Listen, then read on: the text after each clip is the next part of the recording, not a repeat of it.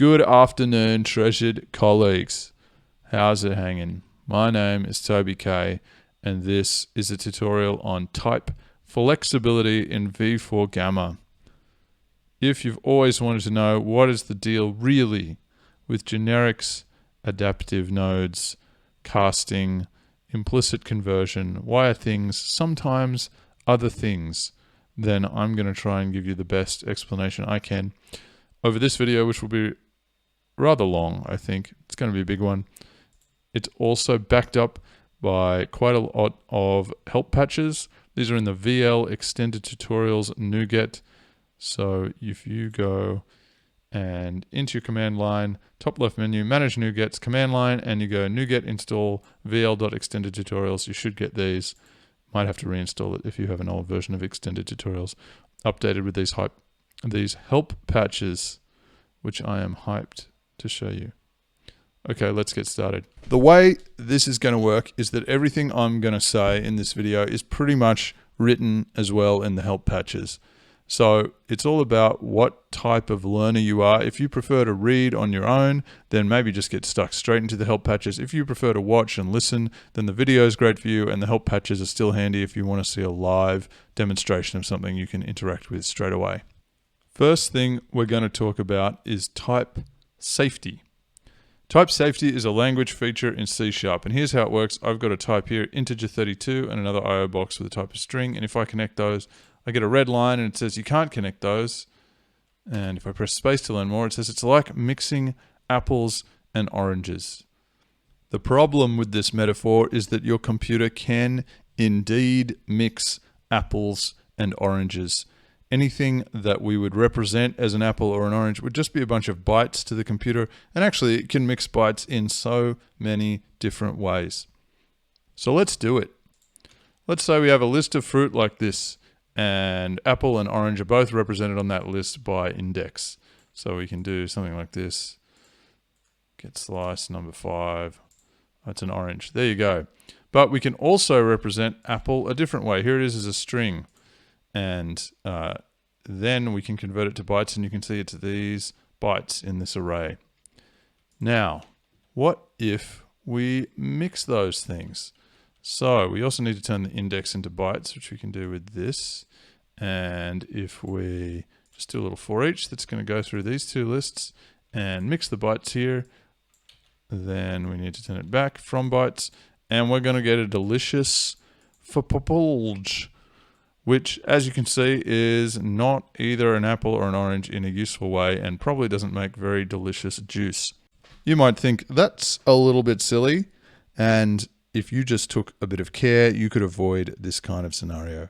However, this is a serious enough class of error that type safety has become a core language feature in many languages. Particularly if you consider a really advanced program and maybe, you're getting something mixed up in a financial transaction, or it allows a hacker to inject something into a box that actually gets represented as a different type somewhere else. Delicious fpulge juice is the reason that C# and some other prominent languages are type safe. You may also hear the term statically typed. But there's so many cool and useful things we can do when the types are a little bit flexible. So most languages like C# that are type safe also have a bunch of what I'm calling type flexibility features that let you bend those rules. So does having type flexibility throw type safety out the window? The answer is maybe. Sometimes we can get the best of both worlds for some type flexibility features. Other times we're going to end up with errors if we screw up, but the errors might be better than corrupt data. I've divided type flexible features into two delicious flavors. One of them, programming time type flexibility, usually taught as compile time type flexibility, but because V4 is always compiling and trying to give you running code, I think this makes more sense. It brings benefit to the programmer, usually, and it must be resolved completely before the code compiles and the application runs. The other flavor is runtime type flexibility, which brings benefit to the programmer, but maybe also the end user by enabling you to do things with your application that it can't easily do otherwise. The powerful thing is that these features allow types to stay flexible at runtime, but this potentially enables runtime errors that you would never get with the programming time type flexibility features. Today, I'm just going to focus on the programming time type flexibility, and for a part 2 of this video, we'll look at the runtime type flexibility. Let's start with generics. Generics are a programming time type flexibility feature. If you've used v4 for more than a few minutes, you would have already used one, and their main use case is reusing the same code to work on multiple types. Let's show rather than tell. So here we have a get slice, and the get slice is grayed out, meaning it's not running yet, can't compile, and the reason it can't compile is it doesn't know the type. When you mouse over it, you've got this thing where it says spread T, result T, default value T. Those 3 pins need to know their type, and in fact only one of them has to be typed because it's the same T. Later you'll see multiple T numbers which would indicate different types. Let's get this guy running. So if we put a float there, then unsurprisingly the type at the bottom is also a float, and also that default's a float. So if I make that 5, then we get 5. If we make another get slice and I copy and paste that, so it'll be generic when I initially paste it, put this on a integer, then of course the result we get out is also an integer. Not too exciting yet. Get slice is so generic, like most of the collection related nodes, it will operate on any type, including custom types. If I create a record now, my record, we create a spread of those. Let's just put my record in a repeat region. So there'll be a spread on the splicer. Then indeed, we can type the get slice as my record. Not every generic function operates on every single type of object. Some of them have various constraints. Let's look at those T numbers again. So if I mouse over this, you'll see it says input spread T, and this one says input spread T2. And this one that's typed says the actual type that's been set. What's important to note is that T and T2, what it's telling us is those should be distinct types. It's not telling us anything about constraints or what they can be. It's not like T2 is numbers or something. It's just telling us that in the context of this patch we're looking at now, those are 2 unique things. Some generic functions like dictionary, add, you'll see if you mouse over the top of this, it has T3 and T4 in this case, being the key and value in the dictionary. They should both be unique types, although they can be the same. But it's saying I need to know T3 and T4 before I can get this code running. Okay, so generally I loathe metaphors, but I am going to use one now to really hammer home what I mean about this being programming time type flexibility. If I have a record called freshwater, and I have another record called sewage, and these are metaphors for you going to the hardware store and you buy a generic piece of plastic pipe, but this plastic pipe can support different kinds of fluids going through it. Certainly, while you're setting up your house, while you're the house installer or programmer, you've got this pipe that can do different things. But once it's installed in the house, then the type should be set. And you definitely don't want the type being mixed up. The use case of these generics is code reuse. We only have to write and maintain one get slice code base, and that can be used on multiple different types. It's the same as if you were the pipe factory. You only make one plastic pipe. People can buy this, they can use it to put any kind of type of liquid through it, but once it's installed in the house, its function is fixed, what type will flow through it, and there can't be an accidental connection between them that would result in type mismatch errors. So let's create our own generic function as a static operation. So it's going to be a revolutionary function called get and count that does both the function of a get slice and it also counts the spread that goes in the input. So we go get slice and we're going to go count spread. There it is. And they should both have the same input. Ta-da. And then one result from get slice, one result from count. Oh, and also we need the index of get slice. Okay, so that's the definition. Let's instance that. Get and count. There it is already. And we make another one. So let's observe what's going on here. We have a definition. It's not yet generic. And this means, as you expect, I can connect these, but it doesn't yet type the node. Put an integer 1 here, doesn't yet type it. What I can do is still type it from inside the context. I can say, yes, this should definitely be float32, but then it's definitely not generic and it doesn't like being connected to the integer. I can also type it by typing the pin with an annotation, whoops, like float32. There we go. I didn't like any of that. Oh, because that should be spread float32. There you go. Smarter than me. Let's stop doing the wrong thing, clear that, type annotation, and actually turn on generic on this node. And you'll see the two nodes now instantiate properly and they take their type from the outer context to set the type of the inner context, allowing them to work properly.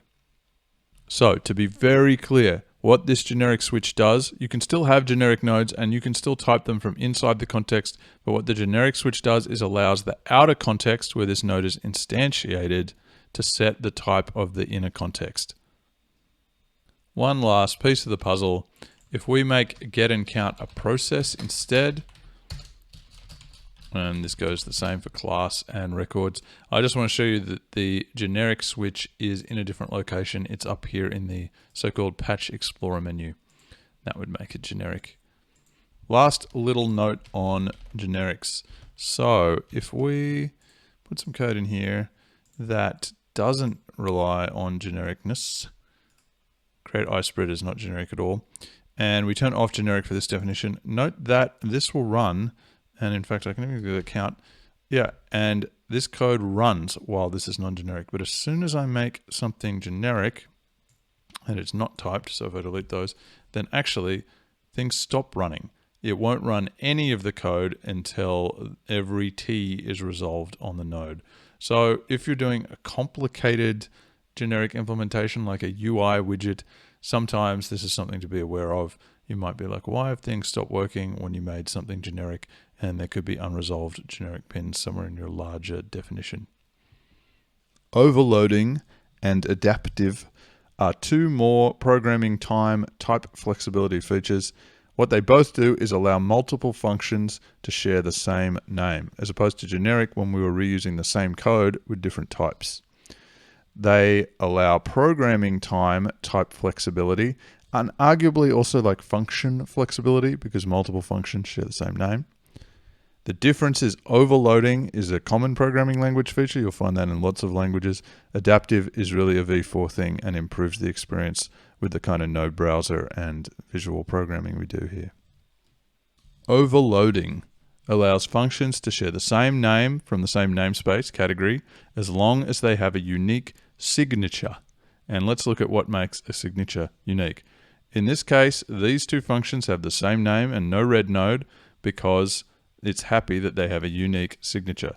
This time we can see the difference. They're both floats, and this also has floats, but it has 3. So different count on the input and output contributes to unique signature. And if I delete that, you'll see the node goes red, definition with the same name and category already exists in this document, and it should say and signature. Let's add a cheeky third definition of superadd here. Let's look, it's got the same count of inputs and outputs as the first one, but different types. So you can see type contributes to providing a unique signature. On the flip side, something that does not contribute to a unique signature is pin name. So these have the same pin types and pin count. They only differ in the names of the pins, and that's not enough. It's complaining that they're the same. So in summary, a unique signature is defined by name, category, count, and type of input-output pins. The name of the pins does not contribute to the unique signature. Here's how we deploy instances of overloaded functions. So if you click up here in the top right on this menu, you'll see under the node browser, there's an option, when in doubt, show pin choices. So there's two different UX flows for this based on whether it's on or off. Currently with it off, I'll show you what happens. If I type superadd, you'll see the 3 signatures, the 3 different versions appear there. And I said before, pin name does not contribute to the uniqueness of the signature, but the pin names do still appear there, so they can still be something that's a helpful pointer for your end user. Let's look at how it works with the other flow. If I go up here into Node Browser, turn on when in doubt show pin choices, I write in here super add. What this does is I get this list, which is a little bit confusing, but what it's doing is basically saying, input A, do you want that as a float or an integer? Input B, do you want that as a float or an integer? And then, do you want an input C to exist at all? And if I had a very complicated definitions, there might be several layers of multiple choices here. But if I click any of these, I think it should be able to work it out. Oh no, input B is float on, yeah, it says, okay, but I didn't select input C. All right, so that's the other way to do it. It kind of gives you this wizard type flow that's going to guide you through it. I don't like it that much. I prefer it with it off, and then I can just see what all the overloaded methods are. Let's talk about the typical use case of overloading. So you see this a lot in external libraries, very common in textual programming, to do a couple of things. One of them is to provide a kind of type flexibility. So here in the definition of console.writeLine method, the documentation of it, you can see if we're writing a line to the console, we can put all sorts of different types in there: string, single, decimal, lots of the .NET types, and there's a different version to handle those. But all we would have to do is write line and then put in whatever variable we have there, and the compiler is going to just switch to the right one, which is very handy in coding, textual coding. There's another major use case of overloading that you'll see in many external libraries, which is to provide more basic and advanced versions of a function. For example, here in this library Clipper, for polygon clipping that's used in VL Polytools, you'll see there's two functions here, both called execute, and one gives a paths solution and the other gives a polytree solution. And then it goes on to explain down here how polytree is a little more advanced, because you can see different relationships with holes, which is fascinating if you love polygons like me. Adaptive. Last feature we'll look at in this video. It allows overloaded static operations, so only static operations, not processes, and they have to have the same I/O count. We'll look at that, but it allows them to act like generic functions and have that same UI here on the patch. So let's look at how to make an adaptive definition. So first, you want to start with some overloaded functions. Here are the ones we have before. I'm going to copy and paste this one. An adaptive function needs to have an aspect that's adaptive, which I do by just putting it in brackets there. Alternatively, you can set it up as like a category, adaptive category. It has to be a static operation, and then it has to actually be generic and have some generic pins. In this case, I can turn this generic by turning that on, and I'll have to clear the type annotation there, but then it's actually generic, and it's happy with that. Then what happens is when I want an instance of superadd, if I type that in the Node browser, then I get this generic one, and just like a generic, when I connect the float, I get the real one specified. And I can double click on it again and I'll actually get the overload menu based on what UI I've selected up here. I don't like that one, I prefer this one. There we go, and I can see the different ones. I can also see the adaptive definition. There's some details with adaptive, which is that you can see the definitions here. One of them has 3 inputs, and that's perfectly fine for overloads, but for deploying it here, it's actually not so obvious that the one would even exist that has the 3-pin count, even though I can double click to try and get it. Whoops, which one is it? That one. I think most library users wouldn't use that, and it actually makes things more confusing. Another detail is that I don't actually need working code in here. The code in here will never execute, but it might be useful for typing these pins. You'll see without that, these all have different T numbers if they're just floating generic pins, which means I have to type all of them for this to try and find a definition. And if I didn't make a definition that adds a float and integer, so it says, yeah, that's not going to work. So sometimes you want to leave some code in there, even if it'll never execute, just to create the correct type relationships. Next detail is that your adaptive definition is the only one that can use generic pins. So you can't have a scenario, and let me show you. If I try and make this one generic, it'll say, no, there's already a definition with the same name, which means you can't use adaptive to say, okay, I've already got a generic function, I just want to extend it with like one more definition of one more type. It doesn't work like that. Last thing to mention, which bears repeating, is that adaptive only works on static operations, these guys, not classes, records, or processes, at least for now. What about the performance of these features? So all the ones I've talked about in this video programming time type flexibility features. Basically, they have no performance impact. Use them as much as you like because the type is completely resolved at compile time before the code runs. So when those nodes go from gray to not grayed out and they start to run, then the compiler's worked out what type this should be. There's no type checking or type conversion. We'll talk about those in the next video when we talk about runtime type flexibility. So those were some cool tricks. Should you use them in your daily work? The answer, in my opinion, is to use them, but with a bit of caution, because they only really benefit programmers. They make programmers' lives a bit easier when finding nodes in the node browser or not having to find nodes because the generic nodes automatically turn into the correct type based on the context. But that doesn't really do anything for end users. Be cautious, putting high effort here doesn't make your application any better, really. These features can also lead to a lot of confusion. Giving multiple functions the same name, in principle, doesn't sound like a good idea, only when it follows the conventions of things that people would expect to adapt to type, like simple arithmetic. That also leads me to this point. Documentation, I think, is always better than type flexibility. If I had a library that didn't have any generic features, there was a few different methods for different types, they had unique names and unique categories, but that was all explained through great help patches that guided me all through it. Yeah, I'd prefer that. I think there's one case where you must use generics, and that's if you're developing a library for other programmers and creating functions similar to getSlice or observable related that should really operate on any type. Then as a programmer, I really would expect them to be generic. Otherwise, I think it's optional. So in the case where you're developing functionality and it's already similar to what we expect in the node library to be generic, so that's simple arithmetic, this thing where we operate on collections where it should operate on any type, then yeah, I might say go for it. But if you're doing something a bit more complicated, even like UI widgets, I think I'd prefer to have documentation that shows me what the different widgets are with fixed types. You might not even need as many implementations as you expect, which is less code for you to maintain. For example, you might think you need a float32 and integer 32 version, but float32 can actually support a huge range of signed integers without losing any precision. So maybe you just need one version.